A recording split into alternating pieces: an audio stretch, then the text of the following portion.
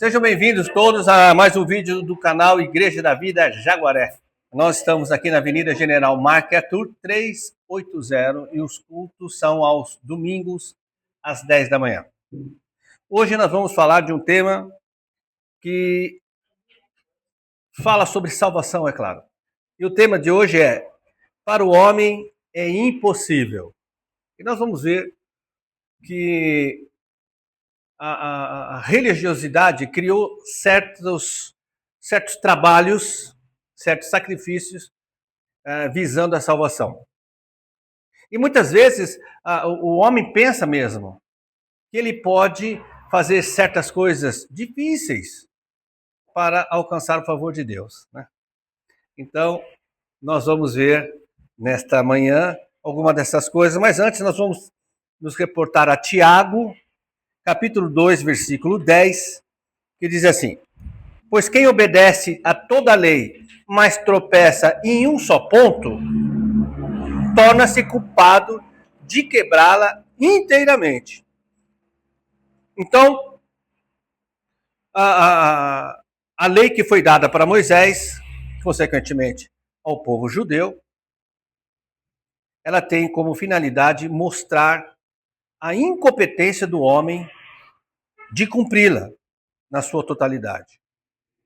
E aqui o Espírito de Deus, através de Tiago, diz que quem cumprir a grande maioria da lei, achando que por ser religioso, ser cumpridor da lei, vai ter um favor, vai ser credenciado, vai estar apto a entrar no céu, se engana. Porque se tropeçar num único ponto, todo o sacrifício, todo o esforço que ele teve para cumprir a lei, se torna inútil. Porque ao tropeçar num simples ponto da lei, ele quebra toda a lei.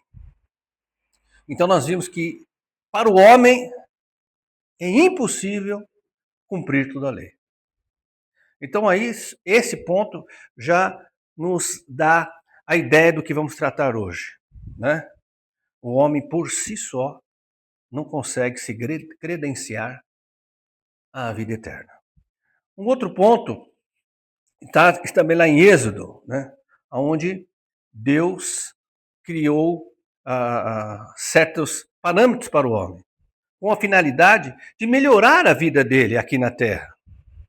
E o homem então pegou esse plano de Deus e transformou em religiosidade, dizendo que se o homem cumprir esse tipo de coisa, ele está credenciado ao homem, e pior ainda, esse homem se torna melhor do que aquele que não faz. E isso não estou falando de denominações religiosas, estou falando de entendimento errado das Escrituras. Basta comparar ou entender ou estudar a Bíblia com Cristo e não sem Ele. Então, vou falar sobre Êxodo 31, 13, que diz assim: diga aos israelitas, diga a quem? Aos israelitas, que guardem os meus sábados. Isso será um sinal entre mim e vocês. Vocês quem? Israelitas. Geração após geração, ou seja, para todos sempre. A fim de que saibam que eu sou o Senhor que os santifica. Bom, então, por que o Senhor falou isso para o povo de Israel ou para os israelitas? Porque em Israel, no povo israelita, não habitava Deus. Por quê? Porque Jesus não tinha vindo ainda e nem pago o preço. Porque quando Jesus veio e pagou o preço pelos pecados, Jesus, antes de ir para o céu, o que ele disse para os discípulos? É preciso que eu vá para que o Espírito de Deus venha e habite em vocês, igreja. Então os israelitas não tinham o quê? O Espírito Santo. Logo, o Senhor não os lembrava, não os conduzia, não os direcionava. Tanto que, mesmo eles tendo visto o mar vermelho se abrir para eles passarem, eles se esqueceram de Deus. Eles duvidaram de Deus. Mesmo o Senhor tendo feito brotar a água da rocha, eles esqueceram de Deus. Mesmo eles vendo que durante a caminhada no deserto, o sapato, a sandália deles cresciam junto com os pés, Deus providenciava, supriu todas as necessidades deles, eles se esqueceram de Deus. Então, o sábado era para quê? Que no sábado eles paravam o que tinha que fazer para adorar a Deus, para buscar nas Escrituras o que Deus tinha feito, para que eles não se esquecessem de Deus. O sábado não os tornava melhor do que ninguém. O sábado não os tornava credenciado a subir aos céus, mas sim para que eles se tornassem pessoas melhores. O relacionamento deles com Deus melhorasse. Esse é o propósito do sábado para os israelitas. Quem que nos lembra hoje de Deus? Quem que nos faz não esquecer de Deus? Quem é? O próprio Deus, o Senhor Espírito Santo. Por isso que Jesus, em Mateus 12, 8, ele diz, Jesus declara, pois o Filho do Homem é Senhor do sábado. Ou seja, Jesus é quem nos lembra de que nós somos filhos de Deus. É o Espírito Santo que nos lembra do sacrifício, do preço pago por Jesus para que nós pudéssemos nos reconciliar com o Criador novamente. O Senhor impede que nós guardemos um sábado exclusivo para adorar? Um sábado, uma segunda, um domingo? Não. Pois o próprio Espírito diz, nós não fazemos distinção entre dias e dias. Não tem problema. Mas quem nos lembra que somos filhos de Deus é o próprio Deus que habita em nós. Nós quem? Naqueles que aceitaram o sacrifício de Cristo para si e se entregaram a Ele. Né? Porque o Espírito Santo habita onde? Na igreja. Onde é a igreja? Quem é a igreja? Cada um de nós que crê em Jesus Cristo. Muito bem. Para o homem ser aprovado diante de Deus, o homem não consegue fazer certas coisas que está escrito. Por exemplo, ser bom o suficiente. Ser bom. Porque nós vemos e ouvimos pessoas falarem, quando alguém morre, a seguinte expressão: que Deus o tenha. Não é que Deus o leve, cuidado, né? Deus o tenha. Que Deus o tenha, porque foi uma pessoa muito boa. Ajudava os outros, né? Isso foi criado por Deus? Não. Isso foi criado o quê? Humanamente. Começou a se falar essas coisas. Poxa, se a pessoa é boa, vai para o céu. Se é ruim, vai para o inferno. Então, uma pessoa boa morreu, que Deus o tenha, né? Mas o Senhor diz lá em Marcos 10:8, o próprio Senhor Jesus diz que só existe um bom Deus, o Criador. Somente Deus é bom no critério dessa bondade habitar no céu. Ponto. Nenhum homem é bom. Aliás, o Senhor disse que a humanidade é ruim. Né? Por quê? Porque a humanidade está desligada do seu Criador. E a natureza humana, diante de Deus, ela está caída. E por isso que o homem, como foi falado aqui hoje, faz tanta coisa ruim. E quando nós dizemos homem, nós falamos da raça humana, independente hoje, infelizmente, de sexo e idade. Nós vimos hoje crianças e adolescentes fazendo coisas terríveis com outras crianças, com outros adolescentes. Nós vemos hoje filhos maltratando os pais e avós também. E isso é por causa da natureza caída. Mas eles não sabem que estão fazendo errado? Sabem. Mas preferem escolher o fazer. Outra coisa que é impossível para o homem, que o homem não consegue fazer: ser santo o suficiente. Aquele ali é um santo. Se há alguém que vai para o céu, é ele. É um santo esse homem, é uma santa essa mulher. Mas o homem não consegue ter o padrão de santidade exigido para entrar no céu. Conforme está escrito em dois textos. Primeiro, Isaías 6:3 e Apocalipse 4:8, que diz que Deus é santo, santo, santo. O homem não consegue ser santo por si só, não consegue ser santo o suficiente para entrar no reino de Deus. Uma outra coisa que é muito interessante e que alguns acham que alcançou isso, né? Que a gente olha para certas pessoas ou lê certos livros e fala assim, puxa, essa pessoa tem um coração tão bom, não é? Essa pessoa tem coração bom. É quase que se falar, essa pessoa tem coração puro. Olha, ela não tem maldade. Só Deus sabe, né? Então, Jesus disse que, lá em Mateus 5,8, ele disse, ó, quem tem o coração puro verá a Deus. Faz parte do sermão das boas aventuranças, né? Então, quem tem o coração puro vai ver Deus. E isso é verdade. Quem tem o coração duro vai ver Deus, porque foi Jesus que falou. O questionamento é esse: quem tem o coração puro? De acordo com os valores do reino de Deus.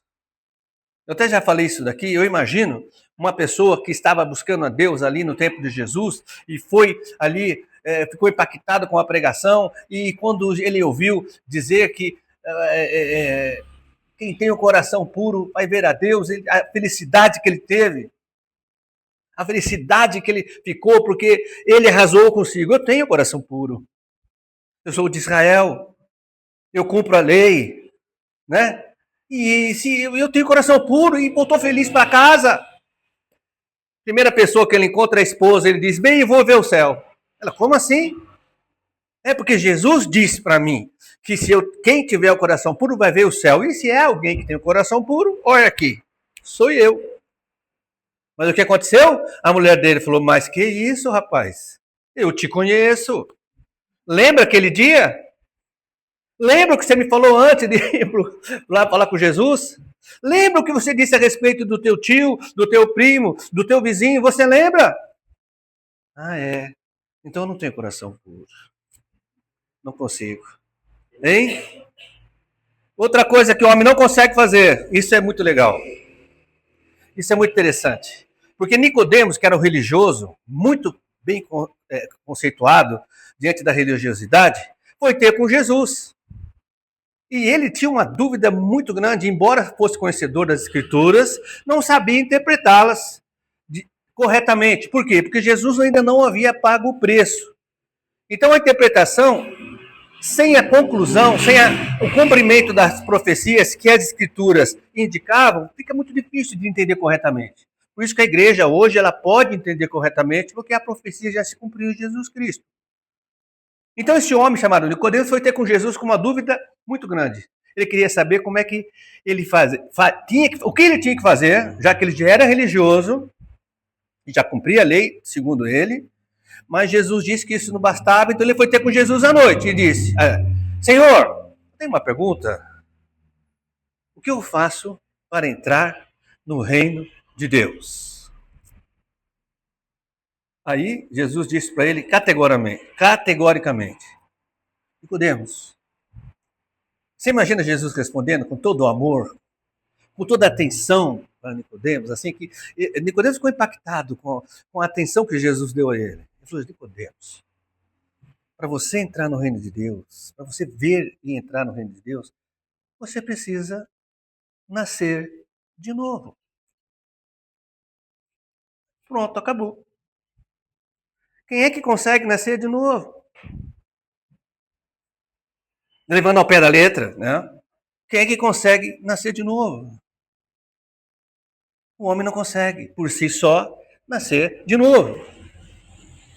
Então, nenhum homem por si só, por mais que queira e entenda a resposta de Jesus que ele tem que nascer de novo, ele não consegue. Então o homem não consegue entrar no céu por si só, se ele tem que nascer de novo. Muito bem. O homem não consegue deixar do quê? De pecar. O homem não consegue deixar de pecar. Sim ou não? Ele te pega até por não fazer nada. Porque se você passou o dia inteiro ontem, de sábado, o dia inteiro, e não pregou, e não falou de Jesus para ninguém, ou seja, da salvação, você como igreja, tá ok? Você pecou. Porque você desobedeceu uma ordem direta de Jesus. Então, a Bíblia diz que o pecado entrou no mundo por causa de um homem. Quem é esse homem? Adão. Não é? Adão, ele se rebelou contra Deus ao desobedecê-lo. Não é? E a palavra também diz que a solução também veio por um só homem, que é Jesus Cristo. E a palavra do Senhor, lá em Romanos 3:23, diz algo contundente a respeito daquele que acha que não peca. Né? Alguns dias atrás, eu vi um debate onde o rapaz ele acreditava que ele não pecava. Porque o pastor fez uma pergunta para ele, na certeza que ele ia falar peco, né? Ele falou, você, por exemplo, peca? Ele falou, não. Já pecou. Exatamente. Mas você... Não, eu não. Eu, depois que encontrei Jesus, nunca mais pequei. Só que a Bíblia diz, lá em Romanos 3:2, ela põe por terra essa afirmação, porque ele diz, pois todos pecaram e estão destituídos da glória de Deus. Mas digamos que a pessoa ela não entenda que ficar um dia sem pregar o cristão, né? Um dia sem pregar o evangelho, ela não está pecando. Digamos que a partir do momento que ela entregou a vida para Jesus, ela nunca mais mentiu, nunca mais adulterou, nunca mais desobedeceu ou desonrou os pais, nunca mais perturbou os filhos, nunca mais zombou de Deus ou concordou com isso, que a Bíblia diz para nós não nos sentarmos na roda dos escarnecedores. Então, quem senta na roda dos escarnecedores concorda com quem está zombando, está pecando, né? Nunca mais fez isso. Mas a pergunta que não quer calar é: uma vez você fez qualquer? Antes de conhecer Jesus, então você é pecador.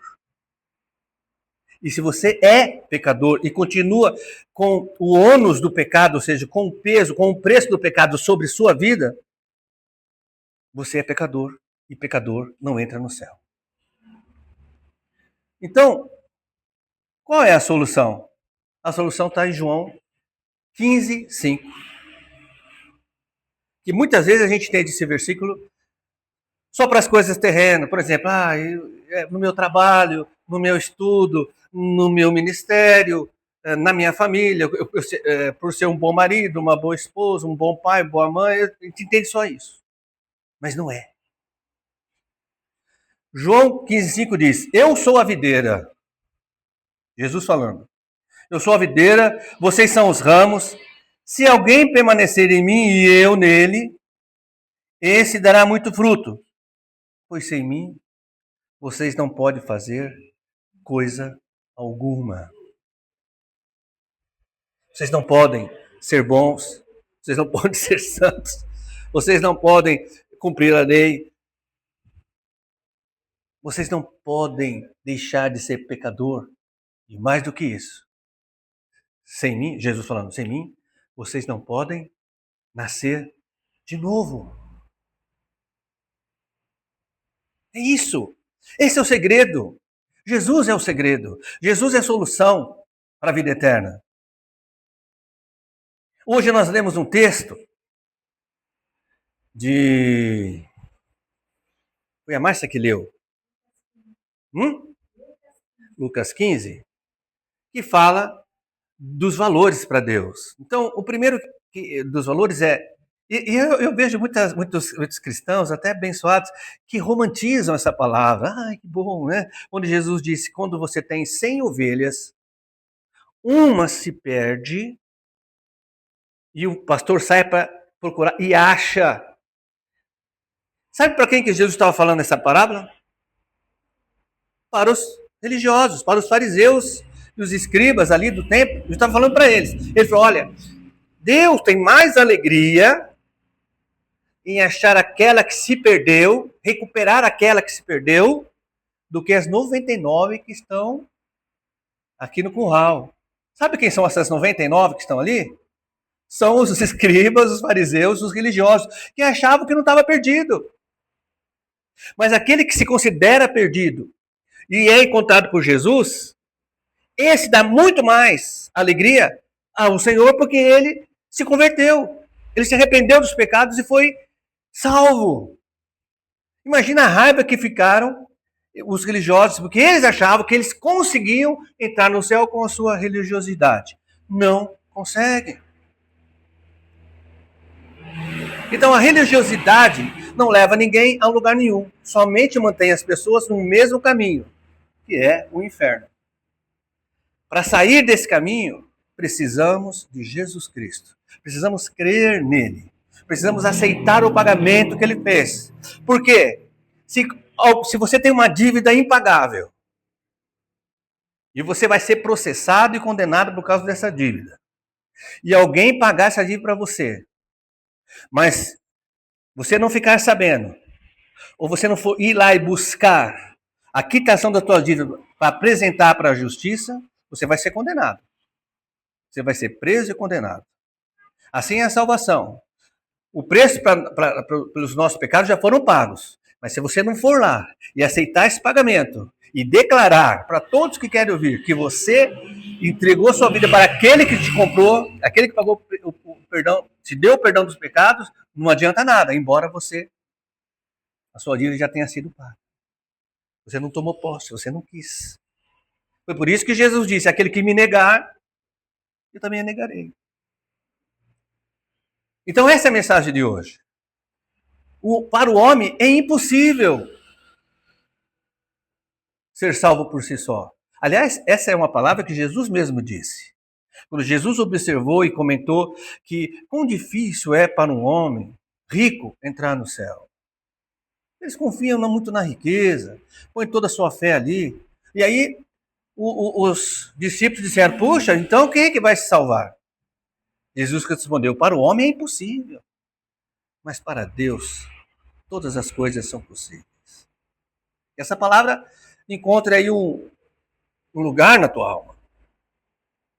E uma vez que ela encontrou um lugar na tua alma, você possa falar de novo. Porque nós nos deparamos com as pessoas que realmente querem ir para o céu. Não estou falando daquelas que não querem, que não estão nem aí. Também a palavra hoje, você não pôde vir aqui, falou sobre isso.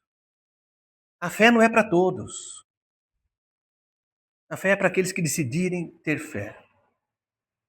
Então vai ter pessoas na nossa vida, como igreja, que nós vamos encontrar que elas não fizeram sua escolha. A fé não é para elas. Essa palavra está em 2 Tessalonicenses 3. Veja lá. Mas tem muitas pessoas que estão perto de nós, pessoas da nossa família, foi falado aqui hoje também, que elas querem a salvação, só estão buscando do jeito errado.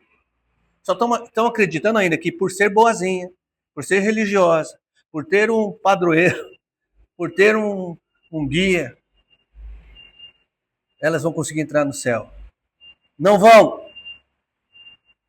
Não vão. Infelizmente para elas, não vão. Se nós não dissermos que sem Jesus elas não podem fazer coisa alguma, e estamos falando aqui da salvação, elas não vão entender. Essa palavra te ajude a ser um disseminador do Evangelho de Cristo. Que Deus abençoe tua casa, abençoe a tua alma e o teu ministério, que você possa não omitir, nunca mais omitir o Evangelho do Reino. Em nome de Jesus.